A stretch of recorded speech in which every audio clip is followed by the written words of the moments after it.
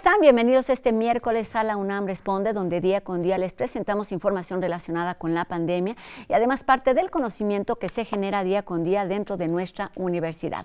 Y el día de hoy, para comenzar, pues actualizamos las cifras en el proceso de vacunación contra COVID-19 en nuestro país. De acuerdo a la Secretaría de Salud Federal, hasta el momento más de 90 millones de personas mayores de 60 años han sido vacunadas con la dosis de refuerzo.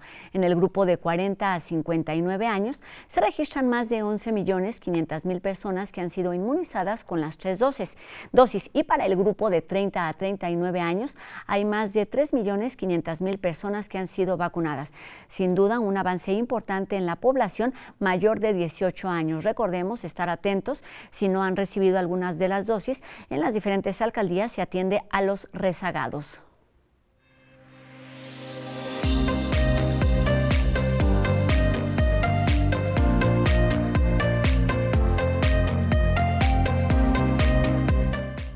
En todos los ámbitos del conocimiento hay diversos ejemplos de esfuerzo, de creatividad y de talento mexicano. Aquí, a lo largo de todos estos programas, hemos dado cuenta de muchos de estos proyectos de investigación y también de desarrollo científico y tecnológico que, de ser aplicados en la vida real, serían de gran beneficio para la sociedad. Sin embargo, existen algunos científicos e investigadores y algunos casos universitarios y nacionales que se topan también con algunas limitantes en el otorgamiento de patentes para echar a andar todas estas ideas. Y para platicar de estos procesos y de cuál es la situación actual, nos da muchísimo gusto saludar y recibir aquí en nuestras instalaciones de TV UNAM a la maestra María Isabel Mascorro Velarde, quien es directora de Transferencia Tecnológica de la Coordinación de Vinculación y Transferencia Tecnológica de nuestra universidad. ¿Cómo estás, maestra? Un gusto saludarte. Muy bien, muchas gracias, Rosa, igualmente. Pues como decía, hemos platicado aquí de muchísimos proyectos, muchos de ellos impulsados por estudiantes, por investigadores, por universitarios que llegan a buen puerto, que tienen apoyo, que pasan por distintas etapas, pero también de algunos de ellos que pues se ven topados por algunas limitantes. Y justamente para entender qué sucede y cuál es el trabajo que se hace en esta instancia de nuestra universidad, es que queremos platicar contigo. ¿Por qué no comienzas platicándonos o recordándonos qué es una patente y cuál es el proceso que se debe seguir para obtenerla? Ok, pues una patente es una figura de propiedad industrial que protege a los inventores sobre su propiedad y sobre su transferencia. Es decir, le da derechos a los creadores para que ellos tengan esos beneficios, ¿sí? Y bueno, las patentes se inscriben dentro de un espacio más amplio, podríamos decirle así, que es la propiedad intelectual.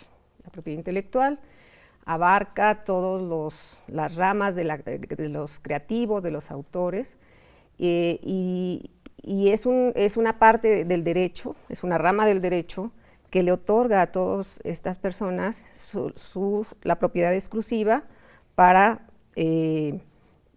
comercializarla. Entonces, bueno, pues tenemos muchas figuras dentro de la propiedad intelectual. La propiedad intelectual se divide en propiedad industrial y derechos de autor. Entonces, en la universidad generamos todas este tipo de productos, podemos decirles así. En el caso de la propiedad industrial son patentes, modelos de utilidad, diseños industriales, marcas. Y en el caso de los derechos de autor, pues están todas las obras que tienen que ver con creaciones literarias, películas, música, pues obras de arte, pintura, todo lo que es la parte más creativa. Qué bonito referirse a todos esos proyectos, sí, que son en un origen o en un primer momento ideas que deben o que buscan convertirse en proyectos de interés social que beneficien a amplios sectores de la población. Ya lo respondiste un poco con esta diferencia entre propiedad y derecho de autor, pero ¿qué tipo de productos, qué tipo de servicios pueden ser patentados así de forma como muy clara, aunque ya nos hablas de estas dos diferencias entre crear e inventar? ¿Qué es lo que sí puede ser patentado? Puede ser patentado algo nuevo que no exista dentro del estado del arte. Para ello se hacen exámenes en bases de datos internacionales, porque esto tiene que ser a nivel mundial, esa novedad, ¿sí? Entonces, es una novedad muy amplia, tiene que tener aplicación industrial, o sea, tiene que tener ese producto la posibilidad de producirse de manera industrial, masivamente. Y también tiene que tener capacidad inventiva, no puede ser una idea que surja así de la nada, sino que tiene que tener un proceso de investigación científica que respalde todas esas características, ¿no? Lo hemos mencionado aquí en algunos otros espacios. ¿Cuáles son, pero recuérdanos a manera de resumen, cuáles son esos trabajos, esas líneas, ese apoyo que brinda esta coordinación de vinculación y transferencia tecnológica de nuestra universidad? Sí. Nosotros tenemos 3 áreas importantes. La primera es la transferencia de tecnología, que ahí los servicios que prestamos a la comunidad es de la protección de las patentes o de los productos que tienen que ver con la propiedad intelectual, desde hacer las evaluaciones, porque una patente no solamente, bueno, hay un tema aquí. En el INPI revisan esto que acaba de decirte, la novedad, la aplicación industrial y la capacidad inventiva, y eso es lo que es suficiente para revisar ese producto y en unos años darle, una vez que pase todos los análisis y todo es positivo, se otorga la patente. Por eso para no interrumpir ni para no seguir avanzando, lo primero que hace es si alguien tiene una idea, un producto, una innovación, pueden llegar a esta coordinación de la universidad para darle forma a esa idea, a este proyecto. Después pasa al INPI. Hacemos una evaluación primero nosotros, hacemos una evaluación de si no está en el estado del arte y también hacemos una evaluación de mercado, porque eso es bien importante. Todas las patentes, su principal función es transferirse, es comercializarse, de que lleguen a la sociedad. Y en el sistema en el que vivimos, pues quien lo lleva a la sociedad son las empresas. Una evaluación un poco para probar qué tan efectivas pueden llegar a ser estas ideas en el ámbito masivo. Es correcto. O sea, que sean pertinentes, que realmente la necesiten los consumidores, que las empresas tengan la capacidad para producirla y el interés, porque finalmente con quienes se licencia esta tecnología es con las empresas. De acuerdo. ¿Sí? Públicas o privadas. Muy bien. Bien, entonces esa es una evaluación y ya una vez que las hemos evaluado, tanto en su patentabilidad como en su mercado, ya hacemos un registro en el INPI. Se hace una solicitud en coordinación con la Oficina de la Abogacía General para que se someta y se presenta. Entonces se presenta y en el transcurso de 3, 4 años el INPI va haciendo una serie de evaluaciones, revisa de nuevo todo, la novedad. 3, 4 años es el periodo promedio. Promedio. Hay países que se tardan más, pero bueno, nosotros estamos dentro de la media. De acuerdo. Y entonces ya se otorga la patente y entonces puedes decir, yo ya tengo un derecho, es propiedad mía, y yo la puedo transferir o comercializar desde este momento. Es como una factura, digamos. ¿Sí? Que es ya para ponerlo en marcha. Isabel, ¿cuáles son las principales limitantes a las que se enfrentan estas ideas, estos proyectos, considerando además el alcance que tienen ustedes como coordinación? Es decir, ustedes hacen una evaluación, hacen un acompañamiento en estos primeros años, en estas primeras etapas, pero ¿qué tanto pueden hacer después de que pasa a esta otra parte, que ya son ámbitos que van más allá de nuestra universidad? Sí, bueno, el otorgamiento de una patente es un primer paso. Después, entonces, hay que...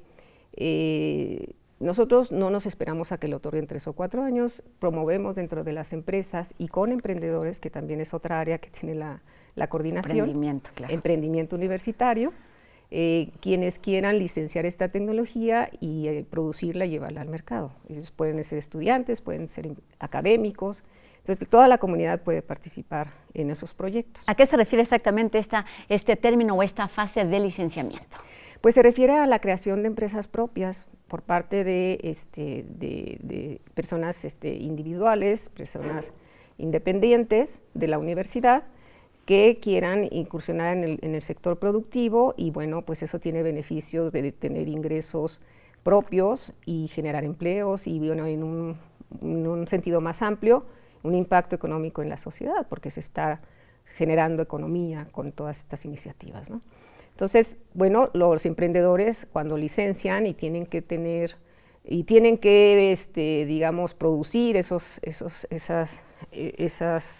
productos productos, servicios, todo lo que entre en este todas ámbito. estas que pueden llegar a tener estas licencias, pues ahí ya tienen que pasar a autoridades regulatorias que certifiquen que su producto puede ser apto para el consumo humano, animal o simplemente que puede estar en el mercado, que tiene las características para estar en el mercado, que no se echa a perder, etcétera, etcétera. Entonces, esos son los puntos que un emprendedor, una empresa tiene que cuidar y ya tiene que ver con el ámbito de las instituciones públicas que regulan esto. ¿En dónde o en qué etapa se encuentran las mayores o se topan con las mayores dificultades? Sabemos que muchas veces es cuestión de tiempo, es cuestión de paciencia, es cuestión de estar ahí insistiendo. Lo hemos mencionado, lo sabemos por ahí. Muchas veces se dice, en México no falta talento, literalmente falta apoyarlo. ¿En dónde están las principales limitantes, los principales huecos en este proceso que puede ser largo y quizá tedioso y complicado para quienes innovan? Sí, bueno, puede estar más en el ámbito de empezar a producir esto, ¿no? O sea, tenemos que tener la maquinaria, tenemos que estar, pero depende mucho del producto. Por ejemplo, si son temas de salud, un medicamento no solo sale de las universidades y tiene que entrar en unos procesos de pruebas clínicas, preclínicas y clínicas, y esto es con seres humanos, y se puede llevar años. Y no solamente eso, o sea, en promedio nosotros consideramos que se lleva unos 6, 10 años, pero es millones de dólares, o sea, no solamente. Literal. Entonces, ahí hay por eso son grandes empresas farmacéuticas las que tienen los recursos para realizar esas actividades y financiarlas. Y está muy monopolizado el mercado en ese sentido, ¿no? Con estas grandes empresas. Y bueno, otros productos son más fáciles, solamente tienen que pasar por demostrar que pueden ser escalables industrialmente y ya no necesitan algunos registros o solamente son registros muy de forma o de imagen o de estética y entonces ahí sí ya van directo al mercado. Isabel, sabemos que en nuestra universidad es una de las instituciones educativas que más destaca en este ámbito de la innovación y del patentamiento. ¿Cuáles son los puntos por los que vale la pena acercarse a ustedes? ¿Cuál es ese apoyo, ese acompañamiento que dan a quienes desean o están creando algún tipo de producto o servicio? Pues las ventajas es que podemos evaluar esos avances de investigación. O sea, todavía una patente es un potencial innovador, es un producto potencial innovador. La innovación se concreta en el mercado. O sea, cuando ya nosotros estamos como consumidores seguros de que eso me está facilitando la vida, me genera bienestar, me cumple una expectativa en el consumo, ¿no? Entonces, bueno, pues ahí las ventajas es que nosotros evaluamos esa investigación en términos de como lo comenté, el estado del arte, que sea nueva, y qué mercados estarían interesados y en qué medida para poder continuar con ese proceso de transferencia. Entonces, y no solamente eso, nosotros tenemos una figura que se llama el Comité Universitario de Transferencia de Tecnología, donde nos vinculamos con todas las oficinas de vinculación de la UNAM para capacitarles y que también hagan estos trabajos. Y ya en situ, asesorar a sus investigadores. Es decir, un poco materializar dentro de este ámbito el producto o servicio que se está pensando. Es correcto, que ellos puedan evaluarlo también, los propios investigadores. O sea, las ideas de investigación pues a veces surgen de una necesidad que han identificado los investigadores en términos de la sociedad, pero muchas veces la sociedad es una masa muy diversa. Sí, claro. Y entonces hay que ir con quienes producen estos satisfactores, que son las empresas, para saber usted qué ha detectado en sus consumidores. La universidad puede hacer ese producto, le podemos asesorar, podemos hacer investigación conjunta. Entonces, cuando una idea se junta con una necesidad, es mucho más fácil que ésta pueda tener un impacto positivo en esta, ¿no? Entonces, siempre estamos recalcando que se acerquen al sector productivo los investigadores, porque a veces puede ser una gran idea, pero no está el mercado preparado ni para producirla, ni para consumirla, porque son a veces muy caras, ¿no? Son mercados nicho. Complicados, o a veces no se cuenta como con términos relacionados, por ejemplo, con la tecnología. Hemos platicado aquí en este espacio, como lo decía al principio, de muchos proyectos que surgen dentro de las instituciones, dentro de los laboratorios universitarios y muy prontamente o después de algún periodo, pues están ahí ofreciendo servicios a grandes sectores de la población, pero también hemos platicado de algunos casos recientemente, el de un biosensor que se trabaja en la Facultad de Ciencias. Nos comentabas de este respirador, que son proyectos que, vamos, se fueron creando, se crearon de forma, digamos, rápida como respuesta a las necesidades que se han ido presentando con la pandemia y vamos, está ahí el conocimiento, están ahí las pruebas, digamos, la efectividad, pero para que se lleguen a aplicar de forma masiva, pues faltan otros procesos y otras etapas que tienen que ver más con el ámbito de lo federal, con estas otras instancias que van más allá de nuestra universidad. Maestra, ¿qué importancia tiene el promover, el ayudar, el dar un acompañamiento para que todo este talento tenga apoyo y se vuelvan realidad? Es muy importante, por eso existen las escuelas de emprendedores, o sea, toda la capacitación que deben de tener de conocer, porque este es un tema que no se ve dentro de las carreras o de las licenciaturas que se imparten en una universidad. Son temas que tienen que ver cómo investigar el mercado potencial, el mercado meta, son muchas, es una nueva carrera. Entonces, lo que nosotros hemos observado es que los investigadores no quieren dejar de hacer investigación y por eso no se meten a emprender, pero a quienes sí lo han hecho, se asocian con personas o estudiantes que tienen esas habilidades, por ejemplo, en el tema de los mercados, en el tema del marketing, en el tema de la producción industrial, y entonces hacen buenas sinergias que les permiten ya entonces pensar en algunas empresas, y tenemos empresas exitosas aquí de universitarios, pero sí la asesoría para que sepan desde temas administrativos, fiscales, comerciales, productivos, pues es muy importante porque llevar una idea plasmada en una patente es un camino recorrido, pero faltan muchas otras, ¿no? Hay que salir del laboratorio y llevarlo a la vida real. Y entender la importancia de la de la interdisciplina, de que hay cosas que nosotros sabemos y que puede ser un muy buen proyecto, pero siempre necesitamos este trabajo en equipo, lo mencionamos aquí también muchísimas veces. Maestra, para terminar, ¿cuáles son esos consejos o esos tips que tú le darías a las personas que están pensando en este proyecto, en este momento, en convertir una idea en una solución global, social? Que identifiquen, que se acerquen a los mercados, a los consumidores, que si esa idea les puede resolver un problema, les puede ayudar a mejorar los productos que ya tienen, ¿sí? Y bueno, pues hay muchas formas de acercarse, Internet tiene mucha información, o sea, que no se acerque nada más a lo académico, a las investigaciones que están protegidas en el estado del arte, sino también al mercado, a los consumidores, a las tendencias demográficas, a las tendencias en la población, digamos, ahora con la nueva normalidad virtual, híbrida. la híbrido y sobre todo el comercio electrónico. O sea, ahorita se requiere, todas las empresas, bueno, muchas empresas tuvieron que cambiar su modelo de negocio a hacerlo electrónico y de entrega en casas, ¿no? Y bueno, en la medicina pues necesitamos tratamientos contra esta pandemia, necesitamos vacunas mexicanas para no estar dependiendo del exterior, necesitamos estos respiradores, estas pruebas rápidas y accesibles que podamos tener los mexicanos para hacer frente, porque esto ya llegó para quedarse, ¿no? Dentro de nuestro cuadro de enfermedades. Entonces, eso para decir un ejemplo. Entonces, como que esto, no esperar a que tengamos esas urgencias en el caso de una pandemia. Y ver esas tendencias, o sea, vamos a ser una población mayor, en muchos años muy amplia. ¿Qué necesidades tenemos todas estas personas mayores, ¿no?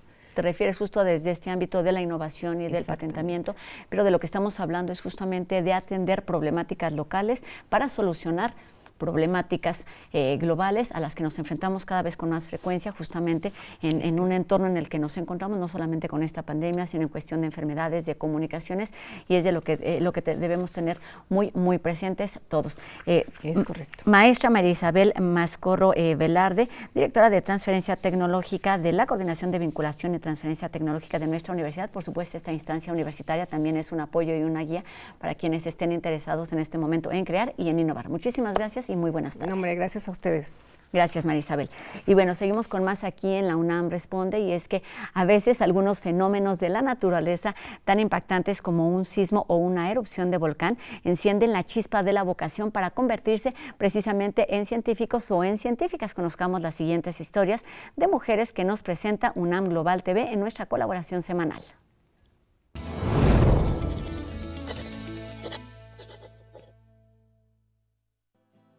Xioli Pérez y Ana Lilian Martín son dos mujeres que se han abierto espacio en la ciencia, un sector que en México y en el mundo está dominado por 70% de hombres. En el campo que a mí me ha tocado, pues creo que sí, al principio fue mucho más difícil, porque uno tenía que probar que si podía, no tenían que darte un trato especial. La mujer es más del 50% de la población. Entonces estamos dejando a gran parte de la población fuera de una actividad tan importante como la ciencia. Todos podemos hacer contribuciones y es importante que participen.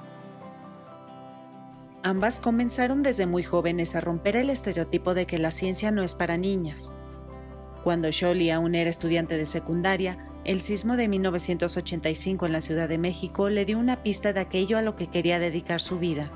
Generó en mí como mucha curiosidad sobre lo que había pasado, cómo se rompe la tierra, cómo se libera la energía y ya después todo lo que viene en el interior de la tierra. Lo mismo sucedió con Ana Lilian, quien siendo estudiante vivió la erupción de dos volcanes mexicanos.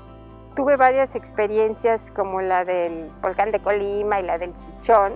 Eso me llevó más a estudiar la reconstrucción de los eventos que había en estos volcanes. Xioli se convirtió en la primera mujer en dirigir el Servicio Sismológico Nacional. Y Ana Lilian ha participado en la elaboración de mapas de peligro de los volcanes de Colima y del Popocatépetl. Hoy en día, estas investigadoras del área de las ciencias de la Tierra de la UNAM se empeñan en formar nuevas generaciones de científicas en el país. Y es que solo 3 de cada 10 profesionistas que estudian una carrera relacionada con la ciencia, tecnología, ingeniería o matemáticas en nuestro país son mujeres, según datos del Instituto Mexicano para la Competitividad. Hay que tener convicción y claridad. Las mujeres tienen muchísimo que aportar.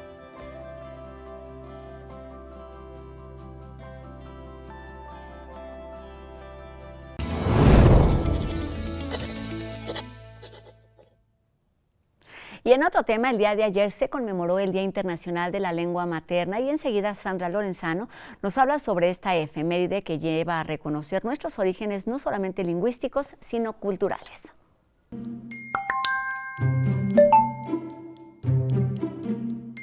Y hoy queremos recordar que esta semana, con más exactitud el 21 de febrero, celebramos el Día Internacional de la Lengua Materna, proclamado por la Asamblea General de la UNESCO en 1999, con el objetivo de promover la diversidad lingüística y cultural. En la Declaración de la UNESCO se reconoce que las lenguas maternas tienen una importancia cultural ligada a la diversidad y el multilingüismo, claves para el desarrollo de sociedades más tolerantes y conscientes de sus raíces culturales. En México se estableció además el Decenio de las Lenguas Indígenas 2022-2032 y se elaboró una hoja de ruta denominada Declaración de los Pinos o Chapultepec, que sienta las bases para la planificación de acciones y actividades en el próximo decenio.